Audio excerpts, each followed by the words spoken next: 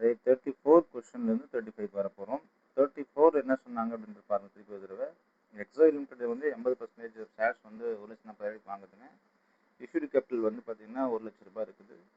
Profit loss account 60,000 இருக்குது. Profit 20,000, dividend வந்து 30,000 declare பண்ணுறாங்க. அதோடைய fair value of net assets கொடுத்தாச்சு. But fair value of non controlling interest is the same as the fair value on per share basis of purchase அப்படி சொல்கிறாங்க. இப்போ வந்து fair வேல்யூவில் எடுத்தாச்சு. ஃபேர் வேல்யூ வந்து 1,50,000 எடுத்துக்கொள்ள முடியாது. அவங்க 1,40,000க்கு வந்து 80%னா 100க்கு எத்தனை பர்சன்டேஜ் நம்ம கண்டுபிடிச்சி நம்ம எடுப்போம். 1,25,000 அதில் என்சிஐ எடுப்போம். பட் இங்கே என்ன சொல்கிறான்னா அந்த சேம் சம்மு தான், பட் எல்லாமே ஓகே, பட் கொஞ்சம் மாறுது. அதாவது from the facts given above calculate the amount of non controlling interest as on 1st April 2011 using NCI's proportionate share method சொல்கிறாங்க. proportionate share method also as journal entries on the acquisition date. அப்போ இவங்க என்ன சொல்கிறாங்கன்னா proportionate மெத்தடுக்கும்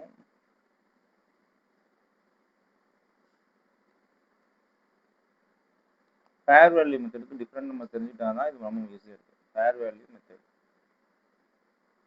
what is fair value method? அது 1,40,000 நீங்கள் சொன்னீங்க. அது 80%. 100க்கு 1,75,000. இதில் 20%.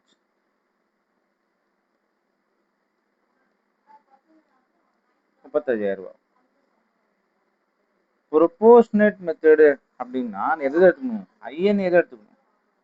INA given 1,50,000. அதில் 20% எடுத்துட்டிங்கன்னா 30,000 தான். அப்போ ஜேர்னல் என்ட்ரி என்ன பண்ணுவீங்கன்னா ஐஎன்ஏ உள்ள வருது இல்லையா? ஐஎன்ஏ உள்ள வருது. ஐஎன்ஏ அக்கௌண்ட் செட்டார் 1,50,000. டூ கேஷ் எவ்வளோ கொடுத்தீங்க? 1,40,000. To NCI 30. ஸோ இங்கே குட்வில் 20. அங்கே வந்து வேறு மாதிரி வந்துச்சு, 25 வந்துச்சு, இங்கே 20 வருது இல்லையா? இது வந்து acquisition date. What is the closing date?